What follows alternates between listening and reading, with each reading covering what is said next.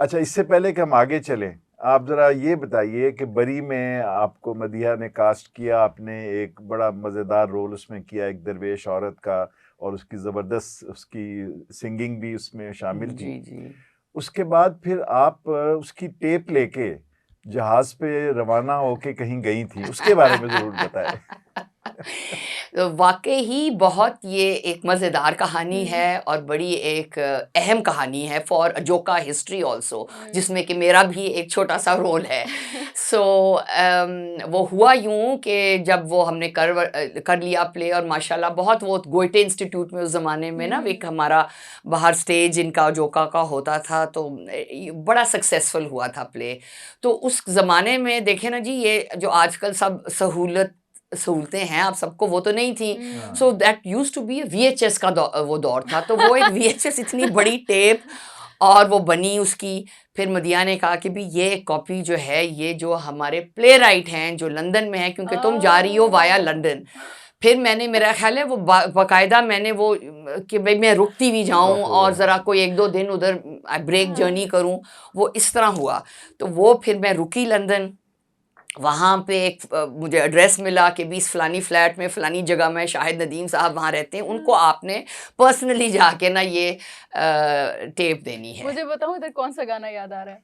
हाँ। कबूतर जा जा जा। You actually played a big part in their love story as Well, well. that was what I was Yeah, you were the exactly. कबूतर I in was the their love कबूतर. story. उन्होंने तो मुझे कबूतर के तौर पे मुझे इस्तेमाल किया, हाँ। और मैं बड़ी खुशी-खुशी उड़ती हुई वहाँ गई, and then that was the first time that I met Right. Shahid, young, handsome and brilliant, and बड़ा मुझे मज़ा आया And आपसे that was the मिलके। first time I saw Madiha's work, Yes. my play being performed there. Yes, क्योंकि और कोई उस ज़माने में तो 87 की बात है, बिल्कुल। 86, 87 की।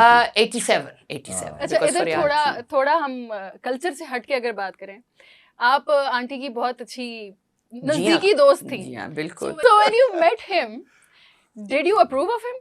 Oh, I loved him immediately. मैंने Yeah? कहा, oh my God, this man knows what he's doing. Yeah. And of course, I was aware of his political activism. The reason in the first place why he was in London working for Amnesty and doing that kind of really important एक political activism ही इनकी थी ना, और वो भी एक progressive, जो कि जिसके साथ इनकी जो एक आइडियोलॉजिकल कनेक्शन बन रही थी विद अजोकाज ओन, जिसको कहते हैं ना, अजोका का जो अपना एक आइडियोलॉजिकल एक बिलीफ था, जिसकी तहत पे एक अजोका बना था।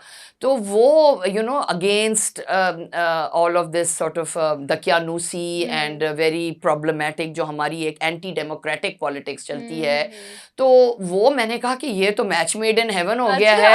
तो खैर उस वक्त तो मैंने नहीं, because at the time I think there were other issues, and वो नहीं, I mean it didn't occur to me कि ये हो जाएगा, लेकिन मेरे दिमाग में ज़रूर ये ख्याल आया था कि ये इनका जोड़ और मदिया का बहुत सही बैठता है। बैकग्राउंड ये है, यानी बिफोर बरी जी। मदिहा वो यूके में आई हुई थी, ब्रिटिश काउंसिल का स्कॉलरशिप था, और मेरी उनसे मुलाकात हुई। अच्छा। उन्होंने मेरा जो very first play which I wrote as a student वो देखा हुआ था कनेट कॉलेज में, मरा हुआ कुत्ता। उन्होंने कहा जी आप वही हैं जिन्होंने वो लिखा था। मैंने कहा हाँ, आपको कैसे पता है? उसने कहा जी I was there among the audience, इतना अच्छा प्ले था, तो आपने उसके बाद क्यों नहीं लिखा?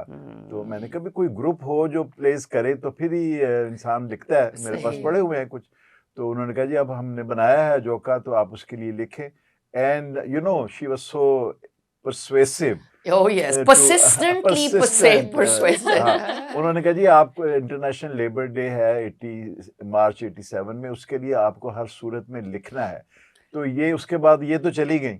अब मेरे ऊपर आ गया कि अब बड़े सालों बाद, और मुझे I was in touch with whatever was happening under Zia's Pakistan, I was an exile और आई कुडंट गो बैक। तो फिर वहाँ से मैंने बरी लिखा, वहाँ की दिसंबर की सख्त जो ठिठुरने वाली सर्दी में और अपने काम छोड़ के बाकी, और वो फिर मैंने भेजा, और उसके बाद फिर उसकी रिकॉर्डिंग मुझे आपके ज़रिए मिली। तो ये मेरा वो प्ले, और उस प्ले का जो चिट्ठी की बजाय ड्रामे की शक्ल में वापस आना, I think that was a milestone. It was definitely a milestone, and the rest, as they say, is history. अच्छा, ये जरा बताएं आपका अपना रोल क्या था उस प्ले में, क्योंकि वो अभी तक लोगों को याद है।